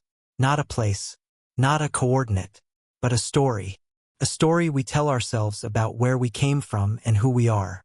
A story that gives us a sense of origin, of identity, of connection to something larger than ourselves. And as long as we keep telling that story, as long as we keep searching for the homeland, as long as we keep listening to the words and tracing the roots and decoding the coordinates, the homeland lives. It lives in the search. It lives in the questions. It lives in the conversation between past and future, between the living and the dead, between the lost and the remembered. So let's keep telling the story. Let's keep asking the questions. Let's keep honoring the words, the memories, the coordinates that have been passed down to us across 10,000 years. Because that's what it means to be human, to search for origins, to wonder about the past, to try to remember what has been forgotten. And in that search, in that wondering, in that remembering, we find ourselves. We find our place in the long story of our species. We find the homeland not as a location on a map, but as a state of mind, a way of being, a connection to the deep past and the distant future. So keep searching, keep listening, keep speaking. The homeland is waiting, not out there, but in here, in your voice, in your memory, in your words. And as long as you carry it forward, it's never truly lost. I want to end with a thought experiment, a vision, possibility. Imagine for a moment that we succeed, that we actually decode the coordinates, that we follow the linguistic and genetic and archaeological clues down to a specific location on the ocean floor. that we send down submersibles with cameras and sonar and robotic arms, and that we find it. We find the ruins, structures made of stone, arranged in patterns that speak of planning, of intention, of culture. Terraces cut into a hillside that is now a seamount. Harbors and docks carved into rock, now draped with coral and silt. Walls and foundations and pathways, all of it preserved by the cold, dark water, all of it waiting for us to arrive. And we bring up artifacts, tools, pottery, carvings, maybe even writing, symbols etched into stone, a script we've never seen before, encoding a language we've only reconstructed in fragments. What happens next? First, the scholarly world erupts. Conferences are convened. Papers are written. The artifacts are analyzed, dated, cataloged. The site is mapped in exquisite detail. Universities launch expeditions. Governments get involved. The whole apparatus of modern archaeology swings into action. But something else happens too. Something beyond academia. People care. Millions of people all over the world suddenly become fascinated by this discovery. Because it's not just another archaeological site. It's the homeland. The place the words have been pointing to for 10,000 years. The place the myths described. The place the genes remember. It's where we came from. All of us. Not in a literal sense, not every human on Earth is descended from the people who lived on that particular drowned coast. But in a symbolic sense, in a deep collective sense, the lost homeland becomes a shared origin point, a common ancestor not of genes but of memory. And maybe that changes things. Maybe it shifts our perspective. Because if we all share a homeland, if we're all carrying the same coordinates, if our languages are all fragments of the same original map, then we're all, in a very real sense, related. We're all exiles from the same lost world. We're all speakers of the same drowned tongue. The borders that divide us, national, linguistic, cultural, they start to look arbitrary, recent, superficial. Because beneath them, beneath the surface divisions, there's a deeper unity, a shared origin, common story. And maybe, just maybe, that recognition changes how we treat each other, how we see ourselves, how we think about the future. Because if we came from the same place, if we survived the same catastrophe, if we carried the same memories forward, then we're in this together. We're all descendants of the flood. We're all heirs to the homeland. We're all responsible for carrying the memory forward, for keeping the coordinates alive, for ensuring that the next time the seas rise or the climate shifts or the world changes, we remember. We adapt. We survive. We preserve. This is the deeper purpose of the search. Not just to find a ruin on the ocean floor, but to find ourselves, to remember who we are, to reconnect with the long arc of human history and realize that we're not separate tribes, not isolated populations, not fundamentally different from one another. We're one family, one species, one people scattered by catastrophe, divided by time and distance and language, but still connected by the coordinates encoded in our words and our genes. And if we can remember that, if we can hold on to that recognition, then maybe we have a chance to face the challenges ahead, a chance to survive the next catastrophe, whatever form it takes, a chance to carry the memory forward, to encode the coordinates for the next generation, to ensure that the homeland, in some form, endures. So that's the vision. That's the possibility. That finding the lost homeland doesn't just rewrite history. It rewrites the future. It gives us a common origin to rally around, a shared story to tell, a collective memory to preserve. And even if we never find the ruins, even if the homeland remains forever lost beneath the waves, the search itself can have that effect. The act of looking, of listening, of tracing the roots back to a common source, it reminds us of what we share. It highlights the unity beneath the diversity. It turns the past into a bridge, rather than a barrier. So let's keep searching, not just for the homeland, but for each other, for the connections that link us across language and culture and time, for the words we share, for the memories we carry, for the coordinates that prove, beyond doubt, that we're all part of the same story. Because in the end, that's what the lost homeland represents. Not a place, but a people. Not a location, but a community. not a ruin on the ocean floor, but a living reality, encoded in every syllable, preserved in every root, carried forward in every voice. The homeland is us. We are the homeland. And as long as we speak, as long as we remember, as long as we search, it endures. So speak, remember, search, and together we'll find the way home. Not to a place that was, but to a place that is, and a place that will be. The homeland of the human family. The place we carry within us. The place we build together with every word. That's the vision. That's the hope. That's the coordinate. And it's pointing not backward, but forward. Into the future we'll create. Together. As one people. One family. One voice. Speaking the language of the lost world. And building a new one. A homeland not beneath the waves, but above them. Here. Now. In us. One last reflection before we rest. I've spent this entire journey talking about the past. About lost homelands and drowned coasts and coordinates encoded in ancient words. But there's a present-day parallel we need to acknowledge. A mirror image that makes this search not just historical but urgent. Right now, today, there are homelands being lost. Coastlines eroding. Islands sinking. Low-lying nations facing the same fate that Sundaland and Doggerland faced 10,000 years ago. The Maldives. Tuvalu. The Marshall Islands. Coastal Bangladesh, the Mississippi Delta, the Netherlands, Venice. The seas are rising again, and the people living on the coasts are once again facing displacement. Once again encoding the coordinates of their homelands, not in ancient proto-languages, but in photographs and videos and digital archives. Once again scattering, carrying their memories with them, trying to preserve what will soon be lost. This is happening now. Not in the deep past, not in myth or legend, but in real time. And maybe that's why the search for the ancient homeland matters so much. Because it's not just about the past. It's about recognizing a pattern, a cycle, a recurring truth about the human condition. Homelands are fragile. Coastlines are temporary. The places we love, the landscapes we build our identities around, they can vanish. Not over geological timescales, but over human ones, over generations, over lifetimes. And when they do, the people who lived there face a choice. They can forget.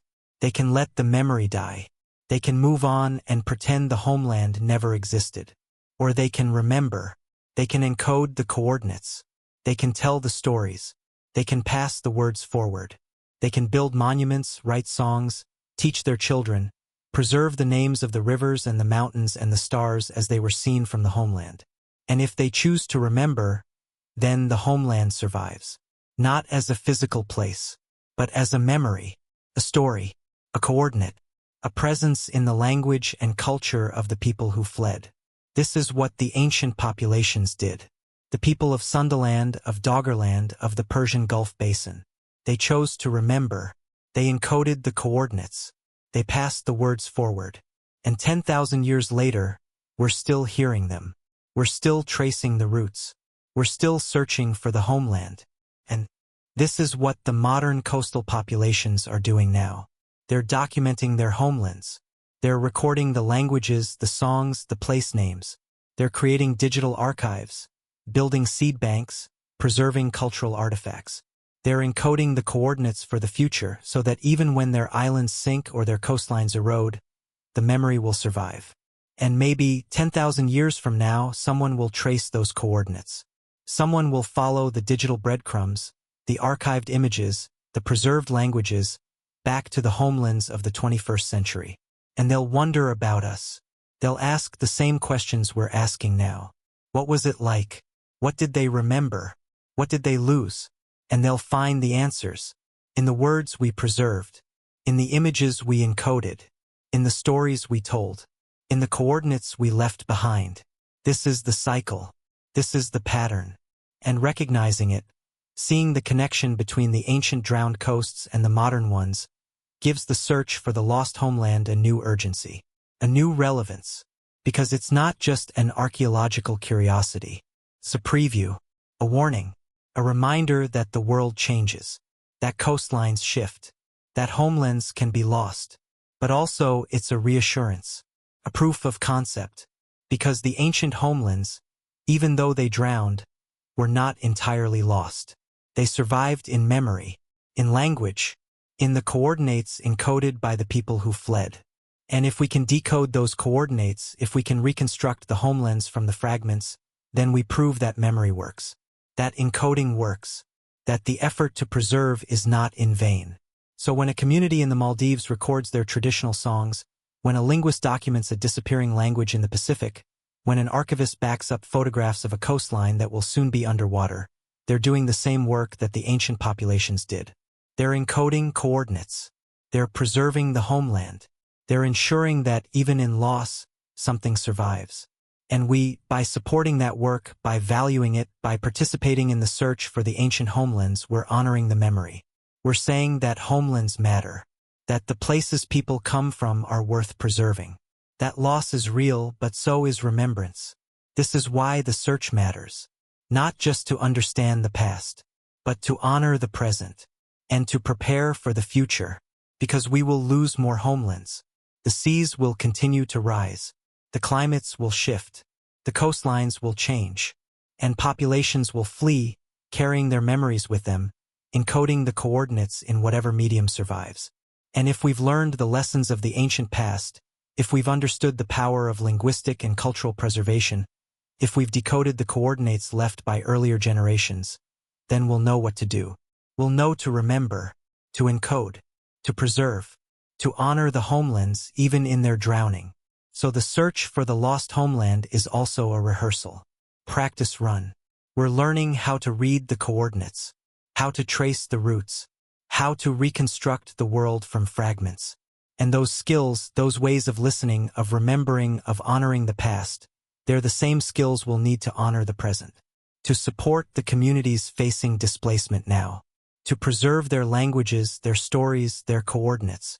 So as we drift towards sleep tonight, as we imagine the drowned coasts of the Pleistocene, let's also hold in our minds the coasts that are drowning now. Let's honor both the ancient and the modern. Let's recognize the pattern.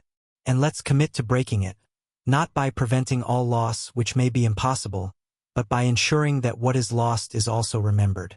That's the promise. That's the covenant. That's the work. To remember, to encode, to preserve, to pass forward, so that no homeland, no matter how ancient or how modern, is ever truly lost. And now, at last, we've come full circle, back to the question we began with. What if every word you speak is a fragment of a map, a coordinate pointing backward toward a place that no longer exists above the water? You know the answer now. It is, or at least it might be. The evidence suggests it. The patterns point to it.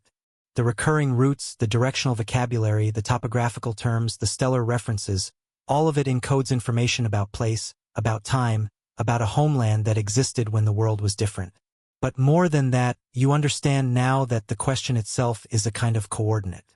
It's a way of orienting yourself, of thinking about language not just as a tool, but as a repository, a vessel, a time capsule.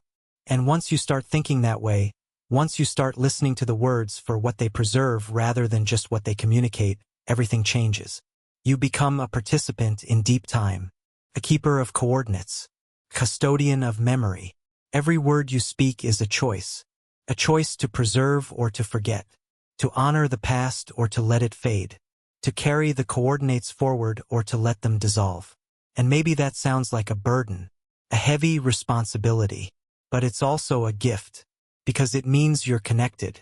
You're part of something larger. You're not alone in the present, adrift in a sea of meaningless sound. You're part of a chain, a tradition, a lineage that stretches back to the drowned coasts and forward to a future you'll never see. You are the homeland. You are the coordinate. You are the map. And by speaking, by remembering, by listening, you keep it alive. So as you drift off tonight, as the words fade into dreams, let them carry you. Let them take you to the shores of the lost land. Let them show you the rivers that no longer flow, the mountains that are now seamounts, the stars as they were seen 10,000 years ago. Let the words be your vessel, your guide, your compass, and know that you're not just imagining a place. You're remembering it, in the deepest sense, in the sense that matters. You're activating the coordinates. You're making the homeland present. You're proving that language is more than sound. It's memory. It's time. It's a bridge between what was and what is and what will be. And maybe, in your dreams, you'll find it. The homeland. The place the words are pointing to. The shore where it all began. The center from which we all dispersed. The origin that we carry within us, encoded in every syllable. And when you wake, you'll still be carrying it. In your voice. In your words. In your memory. And you'll know, with a certainty that goes beyond proof, beyond evidence, beyond archaeology, you'll know that the homeland is real. That it existed. That it matters. And that as long as you speak, it endures. So rest now. Dream deeply. And let the words do their work. Let them carry you home. To the place beneath the waves. The place beyond time. The place that lives in language. The place that lives in you. The homeland. Your homeland. Our homeland. The place we're all searching for. The place we've never left. The place we carry forward with every breath. Every syllable. Every word. It's here. It's now. It's always. In the words. In the roots. In the coordinates. Waiting for you to speak it into existence. So speak. And let the lost world live again. In your voice. In your memory. In your search. Now and forever. Home. There's a final secret I want to share. Something that might be the most important realization of all. The homeland we've been searching for. The one encoded in language, preserved in myth, hidden beneath the waves. It's not just a place we came from. It's also a place we're going to. Let me explain. Every generation, every culture, every civilization imagines a homeland. Place of origin. Paradise. A golden age. Sometimes it's in the past, Eden, Atlantis, Dilmun, the age before the flood. Sometimes it's in the future, Utopia, the promised land, the new Jerusalem, the world to come. But the structure is the same. Place where we belong. Where we are whole. Where the world makes sense. A place of centrality and origin and return. And what if that place, that imagined homeland, isn't just a fantasy? What if it's a coordinate encoded so deeply in human consciousness that we can't help but search for it? What if the reason every culture has a myth of a lost paradise isn't just because some ancient land drowned, but because we carry within us a template, a pattern, a blueprint for home? What if the drowned Pleistocene coastlines imprinted themselves not just on our languages, but on our psyches? What if the experience of losing the homeland, of fleeing the rising seas, of scattering across the world, what if that experience shaped the architecture of human consciousness itself? So that now, 10,000 years later, we still feel the loss. We still search for the center. We still long for a place where we belong. Not because we remember the specific location, but because we remember the feeling, the sense of home, of origin, of wholeness, and we project that feeling forward. We imagine a homeland to come, a place we'll build or find or return to. A new Eden, a restored paradise, a world healed and whole. This is what the myths are really encoding. Not just coordinates to a past location, but a coordinate to a state of being. A way of existing in the world.